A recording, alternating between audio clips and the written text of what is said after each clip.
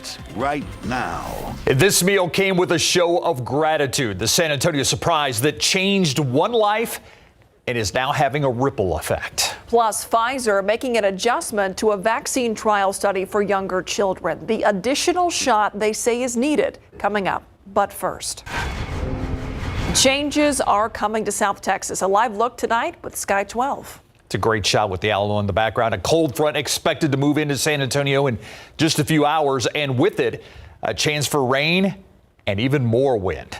CPS Energy sent out a release discussing the potential of wind gusts in the CPS Energy service area. They acknowledge those gusts could be a problem for power lines. Now, as we wait on that cold front to get here, the CPS Energy map on the right there shows that everything seems to be working fine at this point.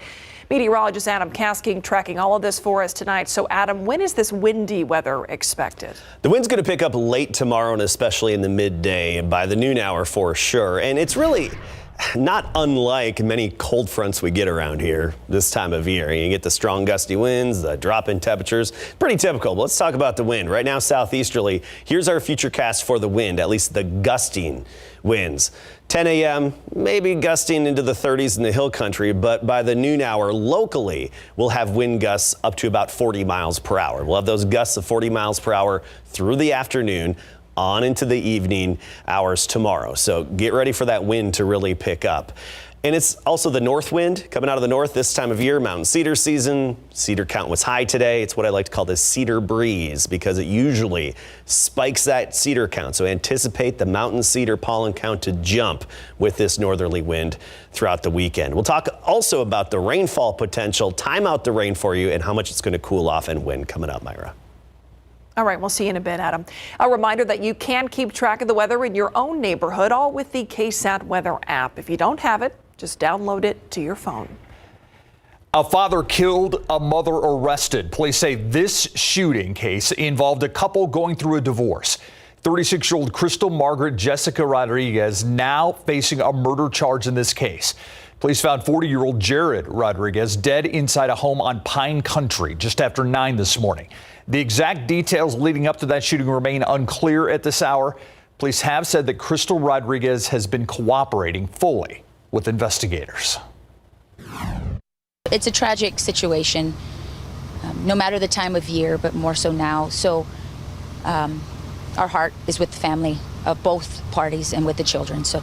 Yeah, those children are with relatives tonight. Police say they did have a previous call for a disturbance at this home, but there are no records of any protective orders that were issued.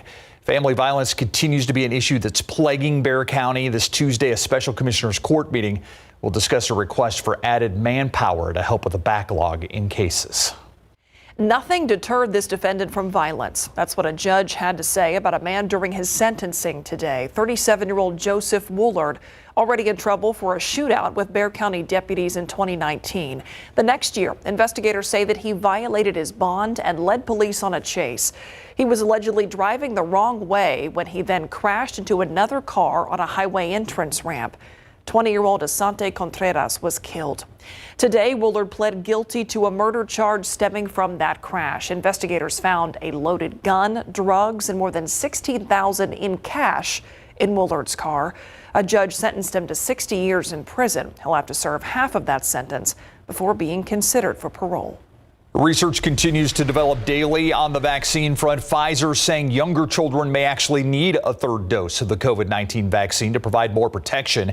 This would be for children under the age of 5. The company now adding a third dose to its trial, but previous tests did show adding a small dose would produce a strong immune response and minimize side effects. If this study is successful, data will be needed to be submitted for emergency authorization.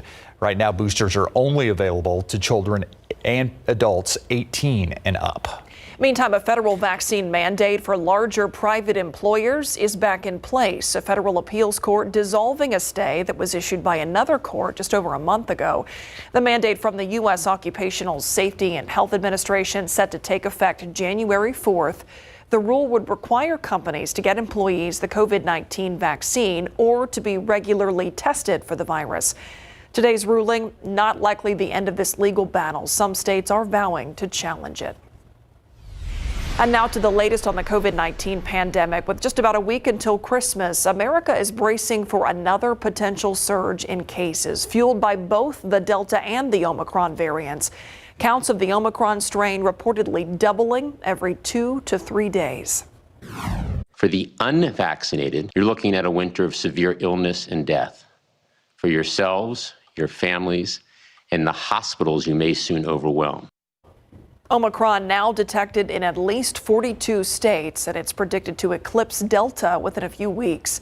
Experts advising people to get that booster shot for optimum protection. And speaking of shots, the Wonderland of America's clinic still offering free vaccines. But before you go, there are some changes to be aware of for the rest of the month. The center will be open for walk-ins Monday through Wednesday from 10 in the morning till 6 at night, closed on Thursday and Friday. You can expect those hours for the rest of the month. The pandemic presenting a lot of challenges, especially for a group trying to get people off the streets and into actual homes. Habitat for Humanity has faced inflation and supply chain issues. They also saw an increase in applications compared to last year. The Night Team's John Paul Barajas tells us the group had a goal of building more than 50 new homes this year, and the challenges did not stop them. Building homes for low-income families is hard work, but rewarding for those with Habitat for Humanity. Even more so in this difficult year filled with setbacks and increased needs. Supply chain issues have been absolutely crazy. Trucking disruptions have made prices soar. The nonprofit's vice president, Stephanie Weiss, says in total it cost them about $15,000 more per home. 2x4s a couple years ago cost us $2 a piece. Now they cost us $5 a piece, and they're still climbing. But thanks to the community, city, and county effort, they built 51 houses this year despite all the struggles. This year, the San Antonio Housing Trust Foundation was able to help us with 20 additional homes. They helped with the overage. The final house of the year signed for today. Congratulations, you're our last homeowner this year. Thank you. It's probably one of the greatest gifts that for my family, for myself, and we're just looking forward to spending the holidays here. This year's success wasn't just because of generous donations and grants, but because of hardworking and dedicated volunteers. Where before we could go to one supplier and get all our lumber, we'd have to go to 3 or 4 or 5 suppliers. So not only was it costing more, it was just the time and the effort. So I think it was really rolling up our shirt sleeves saying, okay, how do we go back to our mission? And Habitat for Humanity's goal for next year is to build 53 new homes, despite expecting the same challenges they faced this year. And they will all be needed because they had 1,000 more applications this time than last year. At Habitat for Humanity, John Paul Barajas, KSAT 12 News. The need is out there. Thank you, John Paul. Well, exactly 1 month from today, San Antonio is set to mark its 35th annual MLK March and Legacy celebration. You might remember this year's event took place online. Well, next month, people are set to march again in the city known to have the largest MLK March in the country. One young artist created a piece of art to go along with this year's theme called Free to Be. It has a dual meaning for individual freedom as well as collective liberation.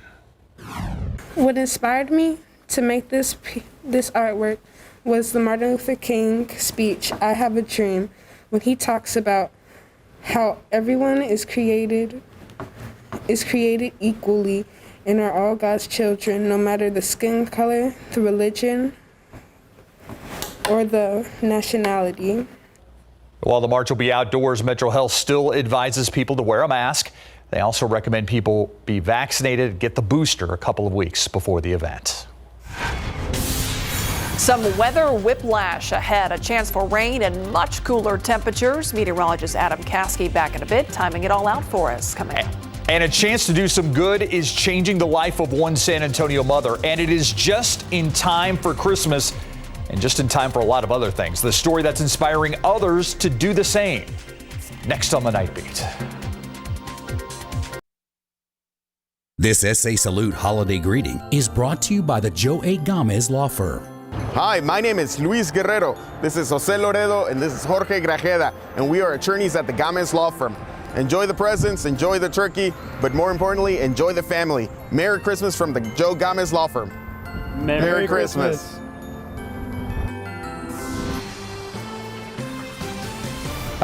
A struggling single mother of two gets a Christmas surprise that she won't soon forget. Yeah, it's all about the spirit of the season. It really is. A $1,300 tip from a group of friends and family who don't know her, but know her need. The Night Team's Patty Santos tells us why the group's generosity already inspiring others to be kind to servers. And I was like, oh no. I was like, this is something that happens to other people.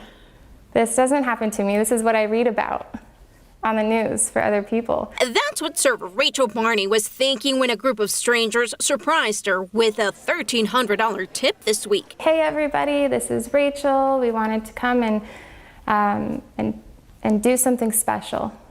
Special for someone that deserves it. And started sweating. And I couldn't breathe. The Southside Cracker Barrel worker was set up by her managers to be the recipient of this memorable tip. One of the criteria for us is it has to be a single parent. That's just the way that's the person that we want to give the tip to. Kevin Neese and his wife started this 3 years ago, inspired by a story of kindness they saw on TV. Each time he gets friends, neighbors, and veterans he knows to donate or come by for the surprise.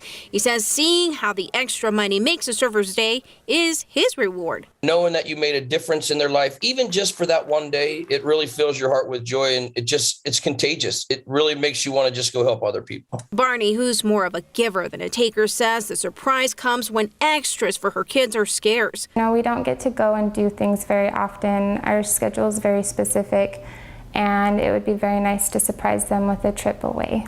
The group behind the good deed doesn't want recognition, just to inspire others to spread cheer. That's all I want people to do. Just pay it forward. We have a lot of evil going on in the world right now, and just being nice for that time and paying it forward. And he says since his surprise was shared on social media, about 20 people have taken the challenge to give generously to a stranger. And also, Barney is surprising her kids with a gift for Christmas. So if you know her and you know her kids, don't say anything about this story. Back to you, Myra. All right, the spirit of the season. I love that. Thanks, Patty. A new exhibit opened at the Alamo tonight, the Palisade. It's a way for all of us to get a better understanding of what the fort looked like in its size and scope, even in the years before the Battle of 1836. I had the pleasure of emceeing the unveiling for the ceremony tonight. Mayor Ron Nierenberg, Lieutenant Governor Dan Patrick, Texas Land Commissioner George P. Bush. They did the honors of officially opening the Palisade. This features a beautiful gold canyon replica and a replica of the fort walls as they stood all those years ago. The Palisade here is an interpretive exhibit that we have worked on with research based on archival documents and archaeological investigations to help recreate just a portion of what would have been a defensive wall that was here at the southwest corner of the church, hooking into the low barrack, or which would have been the main gate of the compound at the time. Staff at the Alamo hopes this gives visitors a better understanding of the original footprint of the mission compound. And it was a balmy night. Yeah, it was. Just think if you would have had it 24 hours later. I know. I said that to a jacket. few people who were out there. Some big changes on the horizon. Hey, I want to give a shout out to my friend Thor, who's a KSAT viewer. He tipped us to the waitress story. And so I want to tell him I really appreciate that. Plus, he's got a cool name. And he tipped us? Thor. Thor. It tipped us off. Okay. Was that intended or unintended? It just, who really knows? You take credit for it. It was intended. Come on, it was intended. Yes. Thank you, Thor. Thank you, Thor. Thank you, Thor. We're going to have some big time changes to talk about for tomorrow. I mean, today was another warm day. We started at 70, topped out at 79. We're only 3 degrees shy of the record high temperature. Pleasanton, Cotulla, Hondo all hit 80 degrees along with Gonzales. It's not going to be the case as we get into this upcoming weekend, though. Things are going to change pretty abruptly tomorrow morning, and especially by midday. Rain chances? Well, we need the rain, and tomorrow's our good opportunity. We could actually have some decent accumulations in spots. So let's start with that and talk about the rainfall and rainfall potential. First of all the ingredients coming together. Water vapor satellite imagery showing the whites and purples, indicating higher moisture content in the air.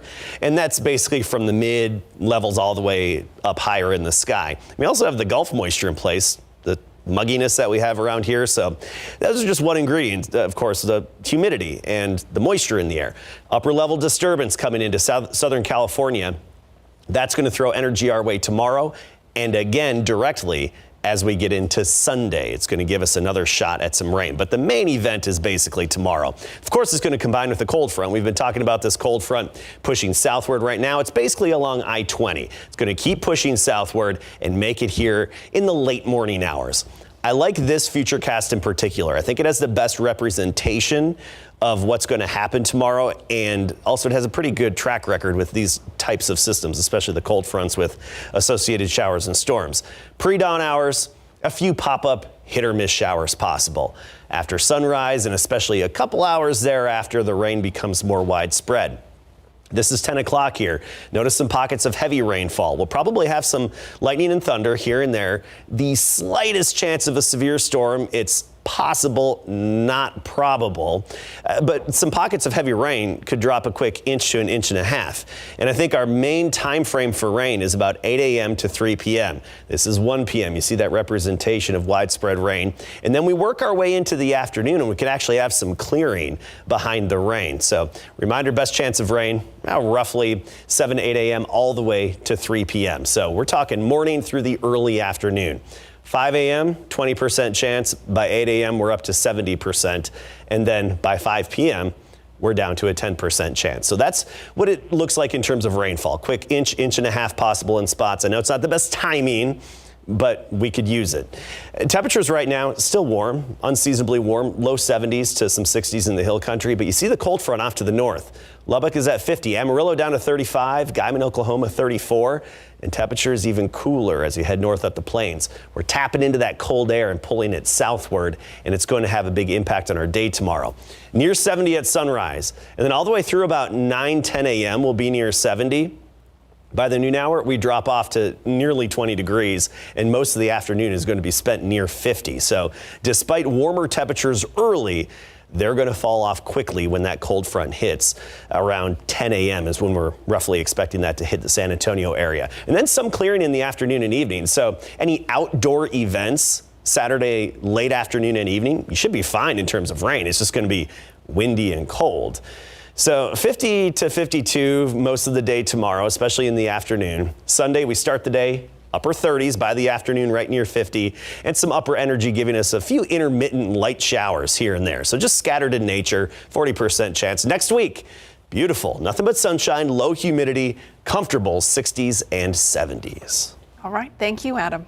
I could do without that little cedar breeze. Yeah. That would be nice. It is the season for that. Yeah. All right, so maybe this is a Spurs team that just likes the road. Well, in this particular case tonight, it started out as a blowout for Utah, but it's been back and forth all the way through the fourth quarter now with about 40 seconds left. When we come back, the Spurs in Salt Lake City putting up a big-time fight against Utah, ranked third in the Western Conference, and KSAT 12 Sports is traveling with UTSA. Our Larry Ramirez is there with a full report tonight.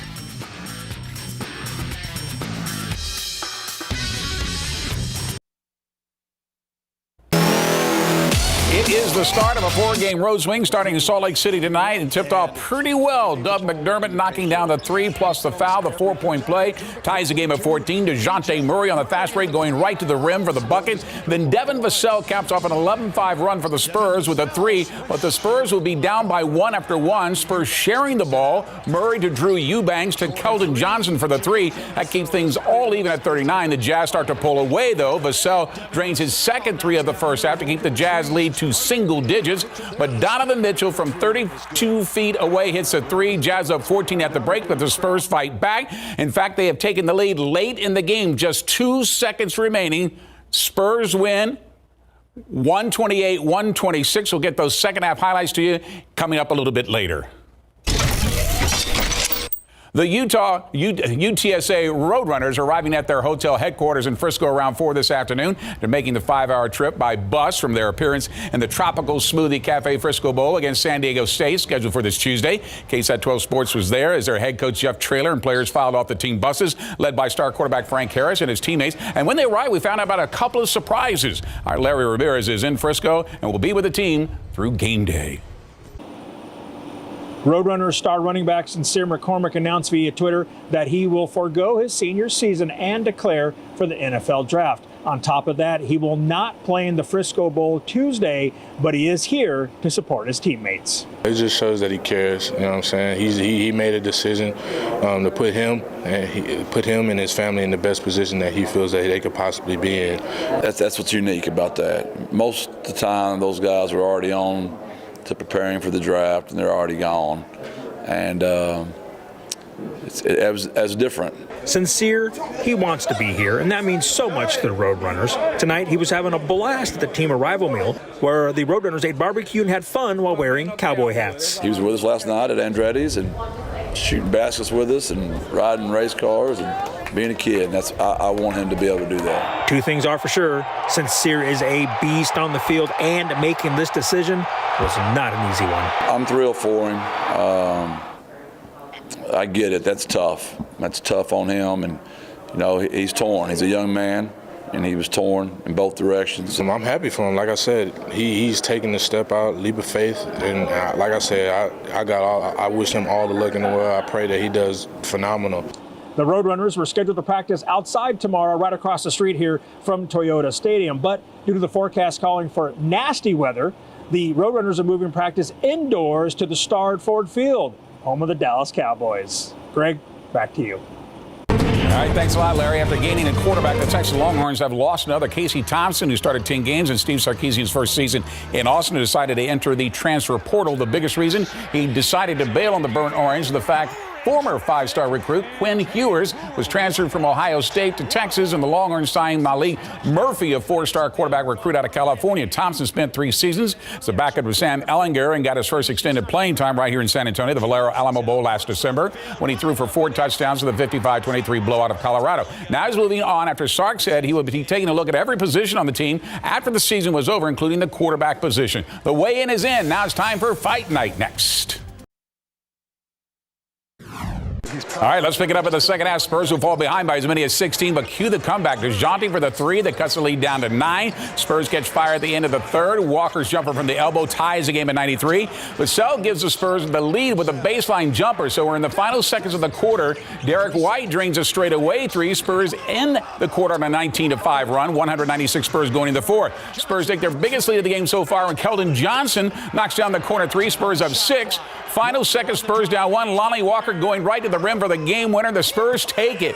128-126 is your final. Let the weigh-in begin for tomorrow's big fight card in the AT&T Center in front of fans of the Grand Hyatt Hotel downtown.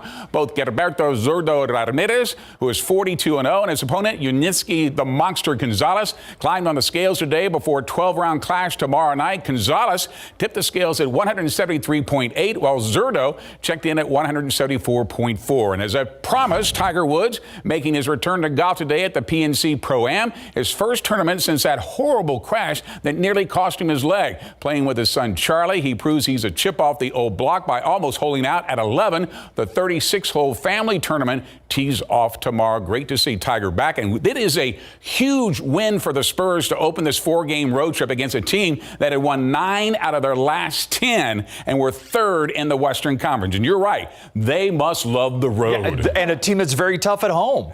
One of the worst to play at home because their crowd is so much into that game. Yeah, they've beaten the Warriors and the Jazz on the road. This is a pretty good start. Yeah. Go Spurs, go. Thanks, Greg. We'll be right back. You know, Steve, I think this was meant to be a bit rainy tomorrow because Myra's peanut brittle day. Oh, it is. That's right. Indoor day. Yeah, and it gets a little hot in the kitchen for the peanut brittle, so you get to step outside. Open the window. Nice and cool. Let some fresh air in. Just watch out for the mountain cedar. So widespread rain likely between about 8 a.m. and 3 p.m. tomorrow. Then some hit or miss off and on light showers Sunday. All right, thanks, Adam. That's it for the Night Beat. DMSA at 6 a.m. Have a great weekend.